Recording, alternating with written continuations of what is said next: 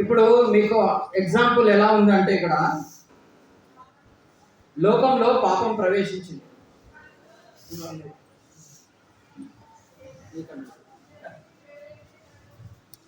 ఈ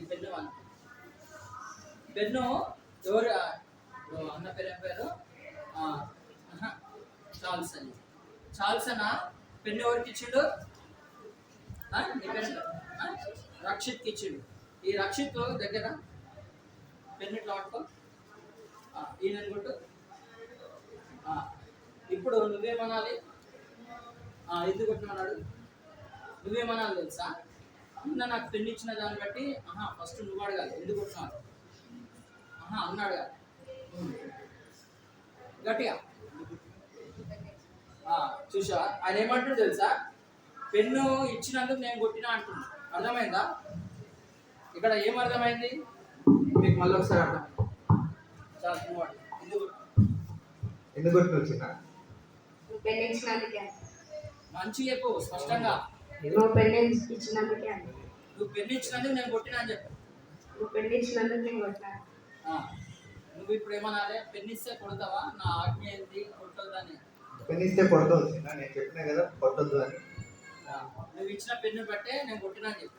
నువ్వు ఇచ్చిన పెన్నుని బట్టే నేను కొట్టినా. ఇప్పుడు ఈయన సమాధానం ఎట్లుంది? పెన్ను ఇస్తే కొడతాడా? పెన్ను ఇస్తే కొడతాడా? పెన్ను ఇచ్చిండు అన్న. అయితే నువ్వు ఎందుకు కొట్టినావు అంటే ఈయన ఏమనాలి? యాక్చువల్గా రక్షిత్ ఏమనాలి? అవునా నాకు కొట్టినా అని సమాధానము చెప్పి దానికి క్షమాపణ అడగాలా లేదా? అవును నేను కొట్టినా, నా తప్పు అయిపోయింది అనాలి కదా. నేను కొట్టినా అంటున్నాడు కానీ నువ్వు ఇచ్చినానికి నేను కొట్టినా అంటున్నాడు. దానికి అర్థమైంది? ఆ నెపము ఎవరి మీద వేస్తున్నాడు? అదేవిధంగా ఆదాంని దేవుడు ఏమడుగుతున్నాడంటే, ఆదామా నీకు తినమని ఎవరు చెప్పారు? నేను తినకూడదని వృక్షఫలంలో నీకు ఆజ్ఞాపించిన కదా, ఎందుకు తిన్నావని అడుగుతున్నాడు. ఎవరు అడుగుతున్నారు? దేవుడు అడుగుతున్నాడు. అప్పుడు దేవునికి ఆదాం ఏం సమాధానం ఇస్తున్నాడు అంటే, నీవు నాకు ఇచ్చిన అవ్వ ఆ ఫలంలో నాకు ఇస్తే నేను తిన్నా అని అంటున్నాడు. కాబట్టి దీన్ని బట్టి నువ్వు కానీ నేను కానీ మనందరం ఏమర్థం చేసుకోవాలి అంటే, ఆదాము చెప్పిన సమాధానము నెపం వేసే విధంగా ఉంది, అంటే కంప్లైంట్ ఇచ్చే విధంగా ఉంది. నువ్వు ఇస్తేనే, నువ్వు ఇచ్చిన అవ్వ ద్వారానే నేను తిన్నా అంటే దానికి అర్థం ఏమవుతుందంటే అది నెపం వేసే విధంగా ఉంది. అర్థమైందా? స్ట్రైట్ ఫార్వర్డ్గా తప్పు ఒప్పుకోవాలి. అవును నేను తిన్నా అని ఆదాం ఒప్పుకోవాలి. ఇప్పుడు ఈ రక్షిత్ ఏమంటున్నాడు? నువ్వు పెన్నిస్తేనే నేను కొట్టినా అంటుడు కానీ అవును నేను కొట్టినా అని అంటలేడు. అర్థమైందా? ఆ కంప్లైంట్ ఎవరి మీదకి పోతుంది? అన్న మీదకి పోతుందా లేదా? కాబట్టి దేవుడు ఏదైనా మనకు మంచి చేయాలని అనుకుంటాడు కానీ తాను మనకు ఇచ్చిన దాంతో మంచిగా అనుభవించాలని దేవుడు కోరుకుంటాడు కానీ దేవుడు పాపం చేయాలని దేవుడు ఎవరిని ప్రేరేపించాడు. కాబట్టి దీన్ని బట్టి మనం ఏం అర్థం చేసుకోవాలి అంటే, దేవుడు ఏంటి పాపం చేయాలని ప్రేరేపించాడు, ఏ పాపం చేయాలని ప్రేరేపించాడు. కాబట్టి ఈ రక్షితుకి పెన్ను అన్న ద్వారా ఇవ్వబడుతుందంటే అన్న కొట్టమని అర్థం కాదు. ఈయన పొరపాటు చేశాడు. దీన్ని బట్టి ఈ రక్షితే ఒప్పుకోవాలి, అవును నేను పెన్నుతో కొట్టినా నాకు తప్పైంది అనాలి. అదేవిధంగా ఆదాం కూడా అవును నేను పండు తిన్నా తప్పైంది క్షమించు అని అడగాలి. కానీ నువ్వు తమ్ముడు ఏమన్నాడు? నువ్వు పెళ్లి ఇచ్చినందుకు నేను కొట్టినా అన్నాడు. ఆదాం కూడా ఏమంటున్నాడు? నువ్వు నాకు అవ్వ ఇచ్చావు, ఆ అవ్వ తినమంటే నేను తిన్నా అని ఆదాం అంటున్నాడు. కాబట్టి ఇక్కడ ఏమర్థం చేసుకోవాలి? మళ్ళీ చెప్తున్నా ఏమర్థం చేసుకోవాలి అంటే, ఎప్పుడైనా పాపం చేసిన వెంటనే నెపములు వేయకుండా ఒప్పుదలలోనికి మనము స్ట్రైట్ ఫార్వర్డ్గా దేవుని సన్నిధికి రావాలి. కాబట్టి ఆదాం చేసింది తప్ప కాదా?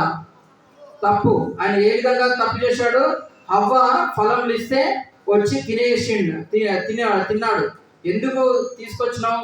నువ్వెందుకు తిన్నావు? నాకు ఎందుకు ఇయ్యమని ఎందుకు తినమని అడుగుతున్నావు? ఎందుకు చెప్తున్నావు అని అడిగిండా లేదు? ఆదాము అడగలేదు. అదేవిధంగా ఇక్కడ కూడా ఈయన ఏం చేశాడు? పెళ్లి ఇచ్చిన వెంటనే కొడుతున్నాడు. అలా కొట్టకూడదు.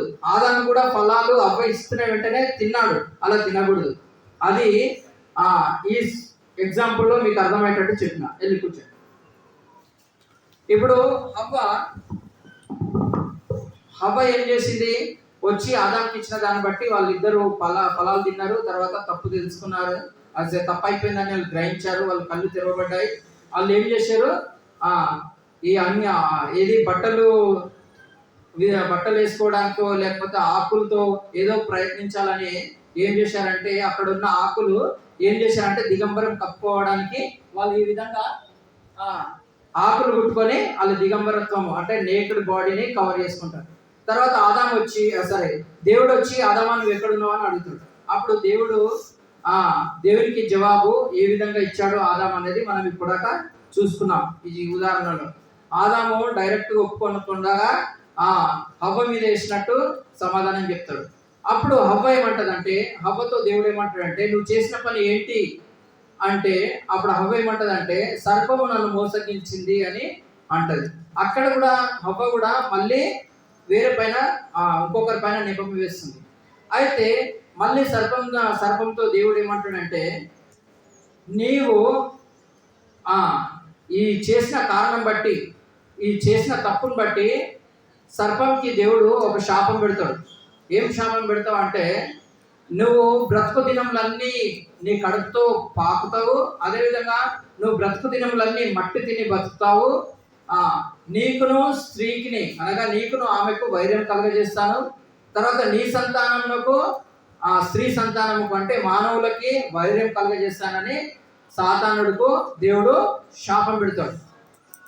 దానికన్నా ముందు నాకేమర్థమవుతుందంటే అక్కడ చదివిన దాన్ని బట్టి ఈ పాము అంతకన్నా ముందు శాపంతో ఉండలేదని నేను అనుకుంటున్నాను. ఆ విధంగా మనకు వాక్యం చదివిన దాన్ని బట్టి అర్థం చేసుకోవాలి. అయితే దేవుడు సర్పానికి ఏం శాపం పెడతాడు, బ్రతుకు దినములన్నీ మన్ను తిని బతుకుతామని చెప్తున్నాడు. అదేవిధంగా ఆ పాము ఉన్నన్ని రోజులు అనగా బ్రతుకున్నన్ని రోజులు కడుపుతో ప్రాకుతూ బ్రతకాలని శాపం పెడతాడు. అదేవిధంగా స్త్రీ సంతానంకి నీ సంతానంకి వైరం కలుగజేస్తానని శాపం పెడతాడు. అందుకనే పాము ఏ విధంగా నడుస్తుంది, ఇప్పుడు దానికి కాళ్ళు ఉండయి, అర్థమైందా? పాము ఏ విధంగా నడుస్తుందంటే కడుపుతో పాక్కుంటూ పోతుంటుంది, అది దేవుని శాపం. అదేవిధంగా ఇంకొక శాపం ఏంటంటే అది తినేది ఆహారం ఏంటంటే మోస్ట్ ఆఫ్ ద మట్టి తినే బతుకుతుంది, ఎందుకంటే అది దేవుని శాపం. అదేవిధంగా సర్పంకి దేవుడు ఇంకొక శాపం ఏం పెట్టిండంటే స్త్రీ సంతానము అంటే మనం అందరము ఆ మానవుని ఆదాము హవ్వ నుండి వచ్చిన మానవులమే, వాళ్ళ సంతానమే. అంటే మనకి అనగా మనుషులకి సర్పానికి అనగా స్నేక్కి ఎనిమి అనేది క్రియేట్ చేశాడు దేవుడు, శత్రుత్వం అంటే వైరం కలుగజేశాడు. అందుకనే ఇప్పుడు సడన్ గా మీ మధ్యలోకి ఒక పాము వచ్చింది అనుకో, మీరు ఏం చేస్తారు? పాము మీ మధ్యలోకి వస్తే ఏం చేస్తారు? చంపేస్తావా లేదా? చంపేస్తాం కదా అందరు కలిసి. కాబట్టి పాము చూసిన వెంటనే మనుషులు చంపేయాలని దాన్ని ప్రయత్నించి దాన్ని చంపేస్తారు, అర్థమైందా? ఇప్పుడు బల్లి కనబడ్డది అనుకో, బల్లి ఉంటుందా ఇక్కడ ఉండదా? చాలా ఇళ్లలో బల్లీలు ఉంటాయి కదా, బల్లిని చూసిన వెంటనే చంపాలని ఎవరికైనా బుద్ధి పుడుతుందా? బుద్ధి పుట్టది. చూసి చూడనట్టు మనం వదిలేస్తాం. ఏదైనా పక్షి పావురం పిట్టలు ఏదైనా అనుకో చూసి చూడనట్టు వదిలేస్తాం. కానీ పాము కనబడిన వెంటనే మనిషికి ఏం బుద్ధి పుడుతుంది? దాన్ని చంపేయాలని పుడుతుంది, అర్థమైందా? అదేవిధంగా ఇంకొక శాపం దేవుడు ఏం పెడతాడు సర్పానికి అంటే మనుషులు ఏమో సర్పం యొక్క తలను చిత్తదొక్కుతారు, అదేవిధంగా పామేమో మనిషి యొక్క మడిమను కాటేస్తుందని దేవుడు ఆ విధంగా ఎనిమిటీ అంటే శత్రుత్వం అనగా వైర్యం కలుగజేసి ఆ శాపం పెడతాడు. కాబట్టి సర్పానికి ఈ శాపం దేవుడు ఈ విధంగా శపిస్తాడు సర్పాన్ని, మీరు జ్ఞాపకం చేసుకోండి. అందుకనే మనం పాము కనబడిన వెంటనే పాముని చంపాలని ఎందుకు మనకు బుద్ధి పెడుతుంది అంటే ఆ దేవుడు ఆ వైరం అనేది మనలో పుట్టించాడు. కాబట్టి ఈ విధంగా మీరు గ్రహించుకోవాలి. కాబట్టి మనిషి పాముకి కనబడినప్పుడు పాము ఏం చేస్తుంది? ఇక్కడ ఎవరి దగ్గరికి వచ్చింది అనుకో కాటేయకుండా ఉంటుందా? పక్క కాటేస్తుంది, దాని బుద్ధి అది, ఎందుకంటే దేవుడు పెట్టిన శాపం అది. మనిషి ఎప్పుడు కనబడ్డా ఎప్పుడు దగ్గరికి వచ్చినా కానీ కాలు మీద అనగా మడమ మీద కాటేయడానికి ప్రయత్నిస్తుంది, ఎక్కడ దొరికితే అక్కడ కాటేయడానికి ప్రయత్నిస్తుంది. ఇది దేవుని యొక్క శాపం. కాబట్టి సర్పానికి ఆ శాపం పెట్టాడు. తర్వాత హవ్వకి ఏం శాపం పెట్టాడంటే నువ్వు ప్రసన వేదనతో పిల్లలు కందు అని దేవుడు హవ్వకి అనగా స్త్రీకి శాపం పెట్టాడు. అదేవిధంగా మానవునికి ఆదాంకి దేవుడు శాపం ఏం పెట్టాడంటే నువ్వు బ్రతుకు దినములన్నీ చెమట కార్చి ఆ పొలంలోని పంట తింటావని దేవుడు శాపం పెట్టాడు. లేకపోతే మనము ఆ పాపము ఆదాము చేయకపోతే మానవునికి మరణం అనేది ఉండకపోయేది. కాబట్టి ఆ ఆదాము ఆ తినవద్దన్న పండు తినడం కారణం బట్టి పాపం చేకూర్చుకొని మరణానికి సంప్రాప్తమైపోయాడు. కాబట్టి మానవునికి మరణం ఎందుకు కలుగుతుంది అంటే ఆదాము చేసిన పాపం బట్టి ఆదాము చనిపోవాల్సి వచ్చింది. అదేవిధంగా మనం కూడా ఒకనొక దినంన ఈ లోకయాత్ర ముగించాలి. ఇది దేవుడు పెట్టిన మానవులకి శాపం. కాబట్టి ఇది మాటలు జ్ఞాపకం పెట్టుకోండి. అదేవిధంగా ఈ ముగ్గురిని దేవుడు శపించేసాడు కదా. ఫస్ట్ ఆదాముకి ఏం శపించాడు? నువ్వు కష్టం చేసి చెమట కార్చి ఆహారము సంపాదించుకోవాలి, లేదంటే పొలం సేద్యపరచుకొని ఆహారము సమకూర్చుకోవాలని అన్నాడు. అదేవిధంగా హవ్వకి ఏం శాపం పెట్టాడు? ప్రసవ వేదనతో పిల్లలు కందు అని శాపం పెట్టాడు. మూడోది సర్పంకి ఏమని శాపం పెట్టాడు? బ్రతుకు దినంలన్నీ కడుపుతో ప్రాప్తావు, మట్టి తిని బ్రతుకుతావు అని శాపం పెట్టాడు. అదేవిధంగా స్త్రీ సంతానానికి అనగా మానవులకి తర్వాత సర్పానికి వైర్యం కలగజేస్తానని దేవుడు శాపం పెట్టాడు. కాబట్టి ఈ విధంగా ఈ ముగ్గురిని శపించిన తర్వాత దేవుడు ఏం చేస్తాడంటే ఈ మానవుడు అనగా ఆదాము దీంతో పాటు అనగా మంచి చెడులు తెలియనిచ్చే ఫలంను ఏ విధంగా తిన్నాడో అదేవిధంగా జీవవృక్ష ఫలంను కూడా తింటాడేమో అని అనుకొని ఈ ఆదాంని అవ్వని ఏదైనా తోటలో నుంచి పంపించేశాడు. అర్థమైందా? ఆ పంపి ఇచ్చేసిన ఆ సందర్భంలో దేవుడు ఏం చేస్తాడంటే ఒక గొర్రె పిల్లని అనగా ఒక గొర్రె పిల్లని వధించి రక్తం వధించి ఆ గొర్రె చర్మం తీసి వీళ్ళకు చొక్కాయిలను కుట్టిస్తాడు, చొక్కాయిలను వేస్తాడు. ఇది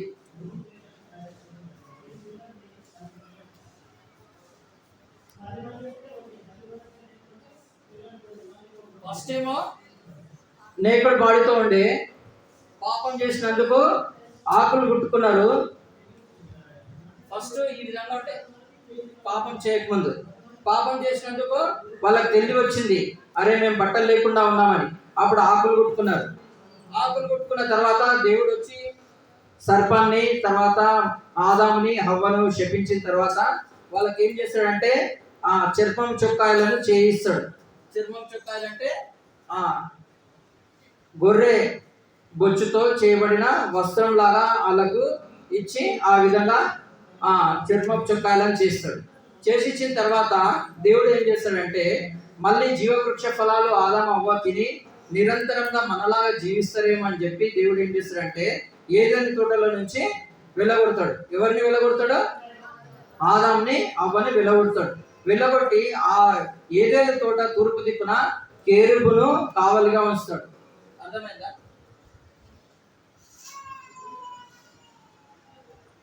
దేవదూత కేరుబు అర్థమైందా? కావలిగా తూర్పు దిక్కున ఏదైనా తోటకు దేవుడు నియమిస్తాడు. అదేవిధంగా దాని జీవవృక్ష ఫలములకు చుట్టూ అగ్ని ఖడ్గజాలను దేవుడు అక్కడ పెడతాడు. ఎందుకు? జీవవృక్ష ఫలాలు తినకూడదు, నిరంతరం మనలాగా జీవించకూడదని. కాబట్టి ఆ విధంగా దేవుడు ఆజ్ఞ ఇచ్చిన దాన్ని బట్టి వాళ్ళు పాటించకుండా తప్పిపోయి ఆ పాపం చేసిన కారణం బట్టి వాళ్ళకి దిగంబరత్వము తెలియబడుతుంది, కన్నులు తెరవబడతాయి. తర్వాత అంజురపు ఆకులు కట్టుకుంటారు. ఆకులు కట్టుకున్న తర్వాత దేవుడు వాళ్ళని పిలిచి మళ్ళీ వాళ్ళకు శాపం పెట్టి ఏదైనా తోటలో నుంచి తీసివేస్తాడు, పంపివేస్తాడు. దాని తర్వాత వాళ్ళకి దేవుడు చర్మపు చొక్కాయలను చేయిస్తాడు. తర్వాత ఏదైనా తోటకి దేవుడు కేరుబులను కావలిగా ఉంచుతాడు. తర్వాత జీవవృక్ష ఫలాలకు అగ్ని జ్వాలలుగా పెట్టి దాన్ని ముట్టుకోకుండా చేస్తాడు. ఇది కథ యొక్క ముగింపు. ఏదైనా తోటలో నుంచి ఆదాము అవ్వలు వెలివేయబడతారు దేవుని చేత. కాబట్టి వాళ్ళు బ్రతుకు దినంలన్నీ ఏం చేయాలి? కష్టపడి పొలంలో పనిచేసి ఆ ఆహారం సమకూర్చుకోవాలి. ఈ రోజు మానవులందరూ పనిచేయడానికి కారణం ఏంటి అంటే అప్పుడు ఆదాము చేసిన పాపం బట్టి మనమందరము ఈరోజు కష్టం చేసి బ్రతికి ఆహారం తినవలసి వస్తుంది. కాబట్టి ఇది జ్ఞాపకం పెట్టుకోండి. అదేవిధంగా దేవుని శాపము ఏమని పెట్టిండ్రు సర్పానికి? మానవుని సంతానమునకు అనగా స్త్రీ సంతానముకు తర్వాత సర్పానికి వైర్యం కలగజేశాడు. కాబట్టి దీన్ని బట్టి మీరు అర్థం చేసుకోవాలి. ఈ లెసన్ ఇంతటితో ముగించబడింది. ఇప్పుడు మీరు ఏం చేయాలి అంటే కంటత వాక్యం చెప్తున్నా, జ్ఞాపకం చేసుకోండి. 2 కొరింథీ 5:21. ఎవరైనా లేచి వచ్చి ఇక్కడ చదవాలి తొందరగా, టైం అయిపోయింది.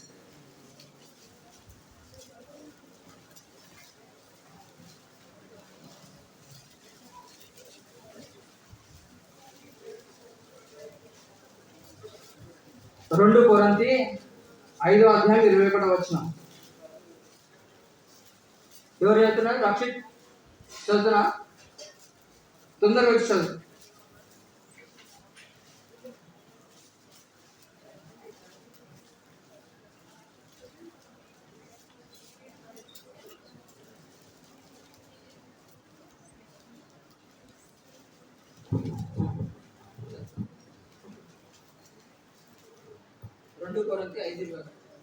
ఇంగ్లీష్లో చదువుతున్నాడు, వినండి. Christ was with you, sin but for our sake. God made him share our sin in order that in union with him we might share the righteousness of God. తర్వాత తెలుగులో ఏమనుంది? చదవండి. 2 కొరింథీ 5:21.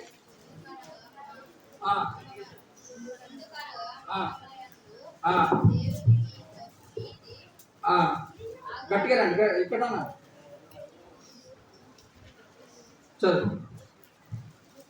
ఎందుకనగా మన యందున చదువు. దేవుని నీతి అగునట్లు పాపం ఎరుగని ఆయనను మన కోసము పాపముగా చేసేది. చూసారా? ఆదాము అవ్వ చేసిన కారణ పాపం బట్టి ఆయన పాపంగా చేయబడ్డాడు. కాబట్టి మనము దాని దేవుని నీతి అగునట్లు మనము నీతిమంతులం అవ్వాలి అంటే దేవుడు పాపంగా చేయబడ్డాడు. అంతేనా? కాబట్టి దీన్ని బట్టి కంటత వాక్యం నేర్చుకొని ఉండండి. కాబట్టి ఇప్పుడు మొట్టమొదట మనం ఉదాహరణ ఏం చదువుకున్నాము, ఆ ఎగ్జాంపుల్ మనం ఏం చూసుకున్నాము, ఈ జనెట్ అనే అమ్మాయి ఫ్రాక్ గుండి ఒకటి తప్పిపోవడం కారణం బట్టి అన్ని గుండీలు తప్పిపోయినాయి. కాబట్టి ఆ విధంగా ఆదాము హవ్వ చేసిన పాపం బట్టి అందరు లోకంలో ఉన్న మానవులందరూ పాపం చేత తప్పిపోయినారు. కాబట్టి ఈ తప్పిపోయిన మానవుని కోసము దేవుడు ఏం చేయవలసి వచ్చింది అంటే యేసుక్రీస్తు ప్రభు అనగా ఒక కన్యకైన మరియా అనే స్త్రీ గర్భం ధరించి లోకంలో ఒక మానవునిగా జన్మించి ఏ పాపం చేయకుండా పవిత్రంగా జీవించి ఆ సిలువలో రక్తమంతా కార్చి చనిపోయి సమాధి చేయబడి తిరిగి లేచాడు. దాన్ని బట్టి మనకు పాపంకి ప్రాయశ్చిత్తం కలుగుతుంది. కాబట్టి దీని యందు నువ్వు విశ్వాసించినట్లయితే నువ్వు రక్షింపబడతావు. కాబట్టి దీని ద్వారా నువ్వేం నేర్చుకోవాలి అంటే ఏం సూచన మనకి ఇవ్వబడుతుంది? ఆదాము అవ్వలు ఏదైనా తోటలో పాపం చేసిన కారణం బట్టి దేవుడు చర్మం చుక్కాయలను చేయించక ముందు ఆ పశువును వధించి రక్తం చిందించాడు. అదేవిధంగా మనం కూడా పాపం చేత అపరాధముల చేత నిత్య నాశనం నరకానికి పోకుండా యేసుక్రీస్తు ప్రభుని ఈ లోకానికి పంపించి యేసుక్రీస్తు ప్రభుని సిలువకు బలి చేశాడు. యేసుక్రీస్తు ప్రభు సిలువలో రక్తమంతా కార్చాడు. కాబట్టి ఆ రక్తం ద్వారా మనకు పాప విమోచన కలుగుతుంది. కాబట్టి దాన్ని బట్టి మనము ఈ కథ ద్వారా మనము నేర్చుకుంటున్నాం. కాబట్టి ఈ సువార్తను నువ్వు విశ్వసించినట్లయితే నీవు పరలోక రాజ్యానికి ప్రవేశం పొందుకుంటావు. 2 కొరింథీ 5:21 నేను చదువుతా, వినండి. ఎందుకనగా మనం ఆయన యందు దేవుని నీతి అగునట్లు, అంటే మనము దేవుని నీతి అవ్వాలి అంటే పాపం ఎరుగని ఆయనను మన కోసము పాపంగా చేశాడు. కాబట్టి మన కోసము ఆయన పాపంగా చేయబడ్డాడు. పాపము ఎరగలేదు ఆయన, కాకపోతే మనం నీతిమంతులుగా తీర్చబడడానికి ఆయన పాపంగా చేయబడ్డాడు. కాబట్టి ఈ విధంగా మనము ఏం నేర్చుకుంటున్నాము ఈ లెసన్లో? ఈరోజు పాఠం అంతట్లో ఏం నేర్చుకున్నాము? పాపము లోకంలో ప్రవేశించుట అనేది మనం తెలుసుకున్నాం. ఏ విధంగా లోకంలో పాపం ప్రవేశించింది? ఎవరు చేసిన పాపం బట్టి? ఆదాము హవ్వలు చేసిన పాపం బట్టి. ఎవరు పాపం చేశారు? ఆదాము హవ్వ ఇద్దరు పాపం చేసిన దాన్ని బట్టి ఆ పాపం ఎవరికందరికీ సంప్రాప్తమైంది? మనకందరికీ సంప్రాప్తమైంది. చెప్పండి, మనందరికీ ఆ పాపం ద్వారా మరణం కలుగుతుందా లేదా? కలుగుతుంది. కాబట్టి మనం దేవుని నీతి అగినట్లు ఆ పాపం ఎరుగని ఆ దేవుడు ఏం చేశాడు? పాపంగా చేయబడ్డాడు. కాబట్టి దీని యందు నువ్వు విశ్వసించినట్లయితే నువ్వు రక్షింపబడతావు. చివరిగా ఒక మాట చూస్తున్నాము. రోమీయులకు రాసిన పత్రిక 6వ అధ్యాయం 28వ వచనం చదవండి.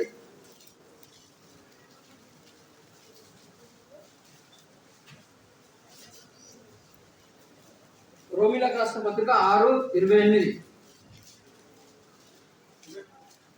కాదు 16 అంటున్నా, నేను తీస్తున్నాను. రోమీయులకు రాసిన పత్రిక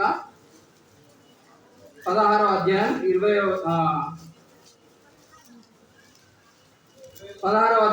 వచనం గట్టిగా చదవండి. రోమీయులకు రాసిన పత్రిక 16:20. ఎవరన్నా తెలుగులో ఎవరు చదువుతారు? అంతా తొందరగా, మనకి ఇంకా 5 లేదంటే 10 minutes అండి. రోమీయులకు రాసిన పత్రిక 16:20. సమాధానకర్తయగు దేవుడు సాతానును మీ కాళ్ళ క్రింద శీఘ్రముగా చితుకు తొక్కించును. మన ప్రభు అయిన యేసుక్రీస్తు కృప మీకు తోడై ఉండును గాక. ఇక్కడ ఏమనుందంటే స్త్రీ సంతానానికి తర్వాత సర్ప సంతానానికి దేవుడు వైర్యం కలగజేశాడు కదా. ఏమని వైర్యం కలగజేశాడంటే, ఏమని కలగజేశాడంటే సర్పమేమో మానవునికి మడిమ మీద కొడుతుంది, అదేవిధంగా మానవుడు సాతానికి తల మీద కొడతాడని దేవుడు శాపం పెట్టిండా లేదా? ఆ శాపం బట్టి స్త్రీ సంతానం ఏం చేస్తుంది అంటే సాతానుని తలను త్రొక్కబడేటట్టుగా మానవ సంతానము చేస్తారు. కాబట్టి ఈ స్త్రీ సంతానంలో నుంచి అనగా ఈ మానవ జాతిలో నుంచి వచ్చిన యేసుక్రీస్తు ప్రభు ఏం చేశాడంటే ఆ కల్వరి శిలువలో బలైపోయిన కారణం బట్టి, ఆయన మరణించి సమాధి చేయబడి తిరిగి లేచిన దాన్ని బట్టి ఆ సాతాను పైన దేవునికి విజయం కలిగింది, అదేవిధంగా మనకు కూడా విజయం కలిగింది. ఆ దేవుడు సర్పాన్ని సిలువలో ఓడించాడు, తలను చిత్రదొక్కాడు. దాన్ని బట్టి దేవుడు సాతాను పైన విజయం పొందాడు, అదేవిధంగా మనం కూడా సాతాను పైన విజయం పొందుతాం. ఆ విధంగా దేవుడు ఏ విధంగా అయితే సాతానుకి ఓడించి విజయం పొందాడో, అదేవిధంగా మనం కూడా సాతాన్ని ఓడించి విజయం పొందుకోవాలని దేవుడు కోరుతున్నాడు. 1 యోహాను 4వ అధ్యాయం 4వ వచనం. 1 యోహాను 4వ అధ్యాయం 4వ వచనంలో ఏమనుందంటే, మీలో ఉన్నవాడు లోకంలో ఉన్నవాడి కంటే గొప్పవాడు, కాబట్టి మీరు దుష్టుని జయించే పిల్లలని అక్కడ రాయబడుతుంది. కాబట్టి మనము దేవుని చేత సాతాన్ని చిత్రదొక్కించే వాళ్ళంగా ఉన్నాం. కాబట్టి దీన్ని బట్టి పాపానికి విరుగుడు కూడా దేవుడు మనకు చూపిస్తున్నాడు. దీన్ని బట్టి మనం ఏం అర్థం చేసుకోవాలి అంటే, యేసుక్రీస్తు ప్రభు రక్తం చేత కడగబడి ఆయన కాచిన రక్తంలో మన పాపంలో కడుక్కుంటే మనకు ప్రాయశ్చిత్తం కలుగుతుంది. వెళ్ళండి, చివరి ప్రార్థన చేసుకుందాం.